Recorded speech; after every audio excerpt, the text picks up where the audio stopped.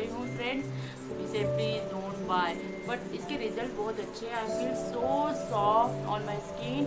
But इसे लगाने से पहले आप कुछ बातों पे ध्यान दीजिए।